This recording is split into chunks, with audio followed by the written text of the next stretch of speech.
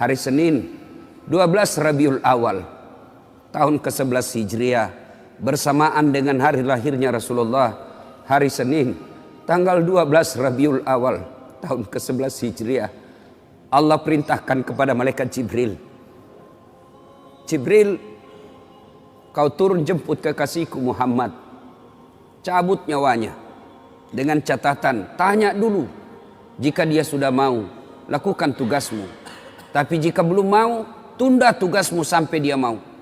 Panggil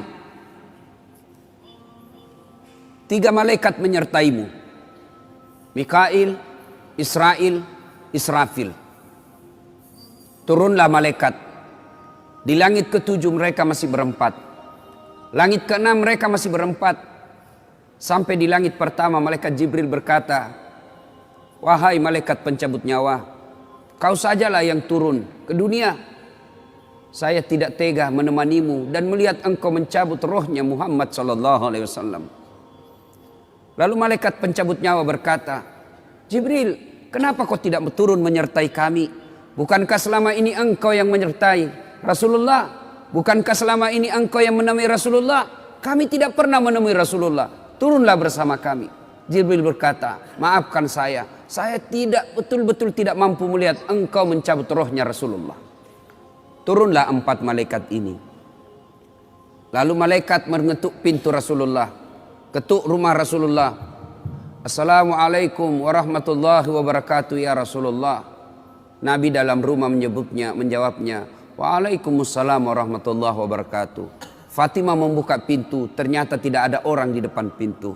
Rasulullah lalu bersabda, sudah ada di samping saya. Malaikat pencabut nyawa berkata, ya Muhammad, hari ini aku diperintah Allah untuk mencabut ruhmu. Menurutmu bagaimana? Kira-kira kalau Bapak ditanya seperti itu, apa jawaban Bapak? Kalau saya ada saat hari ini Allah perintah untuk mencabut ruhmu, maka saya akan menjawab, tunggu dulu, istri saya baru 1. Rasulullah menjawabnya, wahai malaikat, 24 nabi dan rasul senior saya, 24 nabi dan rasul pendahulu saya, setelah mereka melaksanakan tugas, mereka pun menghadap kepada Allah. Hari ini saya siap menghadap, tapi saya lihat ini ada keanehan. Apa ya Rasulullah? Mana malaikat Jibril? Kok tidak ada di antara kalian? Mana sahabat saya? Mana Jibril? Malaikat pencabut nyawa berkata, Jibril menunggu di atas langit. Dia tidak datang untuk menyertai kami. Lalu Nabi perintahkan, kau panggil dulu.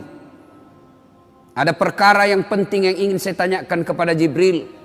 Setelah itu saya siap menghadap kepada Allah. Naiklah malaikat pencabut nyawa dan berkata kepada Jibril, ya Jibril, engkau dicari sahabatmu, turunlah engkau menyertai kami. Turun malaikat Jibril. Lalu ketemu dengan Nabi. Nabi bertanya kepada Jibril, ya Jibril, kalau hari ini aku harus menghadap kepada Allah, tolong berikan saya berita gembira, tolong perdengarkan saya kalimat yang nikmat di telinga saya.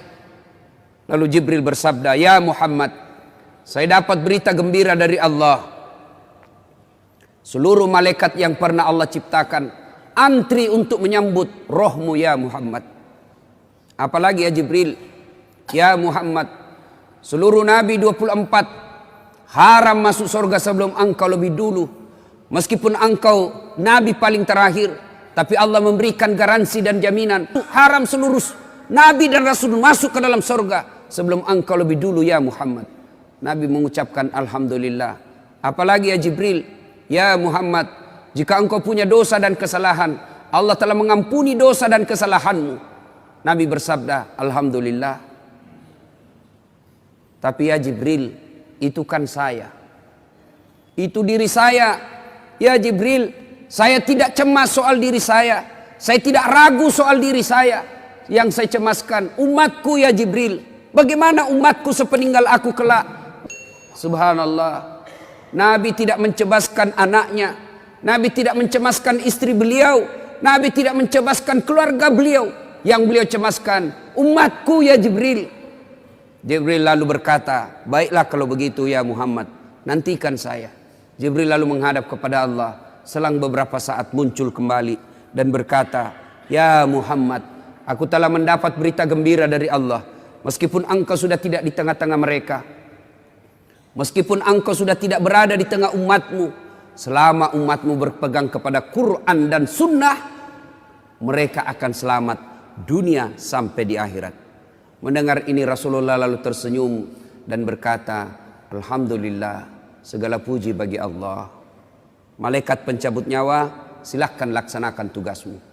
Jibril mundur, majulah malaikat pencabut nyawa melaksanakan tugas dan berkata, kalau bahasa kita, "Ya Muhammad, maafkan saya, maafkan saya. Saya tidak mampu melakukan ini, tapi ini perintah dari Allah." Lalu Nabi bersabda, "Laksanakan tugasmu, saya pun siap melakukannya." Mundur malaikat Jibril, majulah malaikat pencabut nyawa melaksanakan tugasnya. Keluar rohnya Rasulullah, perlahan-perlahan meninggalkan telapak kaki Rasulullah. Telapak kaki Rasulullah menggigil naik ke atas betis Rasulullah, naik ke paha Rasulullah, sampai ke perut. Bercucuran keringat Rasulullah, keluar keringat Rasulullah di wajah Rasulullah. Malaikat Jibril lalu berpaling. Nabi lalu bersabda, "Wahai malaikat Jibril, kenapa engkau palingkan mukamu? Apakah engkau jijik melihatku? Apakah kau jijik melihat wajah saya?" Jibril bersabda, "Ya Muhammad, ketahuilah demi Allah yang menguasai segala-galanya, tidak aku jijik melihat mukamu ya Muhammad. Aku tidak tega melihat engkau menghadapi sakaratil maut. Aku tidak mampu melihat engkau menghadapi sakaratil maut." Nabi lalu bersabda, "Ya Jibril, ketahuilah, andai saja Allah tidak cinta kepadaku, andai saja Allah tidak sayang kepadaku, betapa sakitnya sakaratil maut ini. Tapi aku mohon kepada Allah, ya Allah, jangan engkau timpahkan sakitnya sakaratil maut ini kepada umatku. Bebankan seluruh penyakit sakaratil maut ini, bebankan seluruh sakitnya sakaratil maut ini hanya kepada aku. Jangan engkau berikan umatku ya Allah." Begitulah cintanya Rasulullah kepada kita. Perlahan-lahan sampai ke tenggorokan. Sampai ke tenggorokan ruh Rasulullah. Habis menggigil seluruh badan Rasulullah, ditinggal ruhnya. Lalu di penghujung bibir beliau mengucapkan, "Pelihara solat kalian, pelihara solat kalian, pelihara solat kalian." Yang kedua Rasulullah berpesan, pelihara wanita di antara kalian, pelihara anak-anak gadis kalian, pelihara istri-istri kalian. Dan yang terakhir beliau ucapkan, tidak satu pun keluarga yang diucapkan. Beliau tidak mengucapkan Khadijah, Khadijah. Beliau tidak mengucapkan Aisyah. Beliau tidak mengucapkan Hasan, Husain. Siapa yang diucapkan? Ummati, ummati, ummati. Berangkat Rasulullah. Hebohlah Mekah. Berduka seluruh Mekah. Abu Bakar menggigil. Sahabat yang lain meneteskan air mata. Satu sahabat yang tidak mau menerima kenyataan, Umar bin Khattab. Ketika disampaikan orang-orang, Rasulullah telah meninggalkan kita, Rasulullah telah menghadap kepada Allah, heboh satu Mekah. Umar bin Khattab marah. Dia cambuk, dia tarik pedangnya dan berkata, "Siapa yang mengatakan Muhammad wafat, maka aku tebas batang lehernya." Umar tidak bisa, Umar tidak mampu menerima kenyataan Rasulullah berpisah dengannya. Dan Umar mengamuk, "Siapa yang mengatakan Muhammad mati, saya tebas batang lehermu." Tampil Abu Bakar Siddiq berdiri di depan rumah Rasulullah dan bersabda dan berkata, "Siapa yang menyembah Muhammad, sesungguhnya Muhammad telah menghadap kepada Tuhannya. Tapi siapa yang menyembah Allah, Allah tidak akan mati, Allah akan abadi selama-lamanya." Mendengar ini lunglai seluruh badan Umar, jatuh sempoyongan tidak mampu berdiri. Begitu menyadari Rasulullah telah meninggalkannya. Begitulah para sahabat mencintai Rasulullah. Bagaimana cinta kita kepada Rasulullah? Kita lebih cinta kepada mobil daripada cinta kepada Rasulullah. Kita lebih cinta kepada harta daripada cinta kepada Rasulullah. Kalau Rasulullah bukan cuma di dunia beliau cinta kepada kita, sampai di akhirat beliau mencintai kita. Dijelaskan dalam riwayat, ketika hari kebangkitan kelak, hari kiamat telah berlalu, seluruh makhluk binasa. Allah perintahkan kepada malaikat Jibril, "Ya Jibril, kau bangkitkan seluruh manusia. Kau cari makam Muhammad, kekasihku Muhammad. Kau bangkitkan Muhammad." Lalu malaikat Jibril berdoa kepada Allah, "Ya Allah, berikan saya tanda untuk menemukan makam Rasulullah. Bayangkan habis kiamat, porak-poranda dunia, berantakan dunia, lalu disuruh mencari. Jibril disuruh mencari makam Rasulullah. Dengan izin Allah, makam Rasulullah mengeluarkan asap. Lalu jasad Rasulullah bangkit.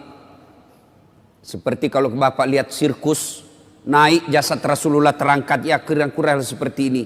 Naik badan Rasulullah, lalu Rasulullah badannya demi Allah diriwayatkan tidak rusak, tidak dimakan ulat, tidak dihancurkan tanah, seperti badan Rasulullah ketika hidup.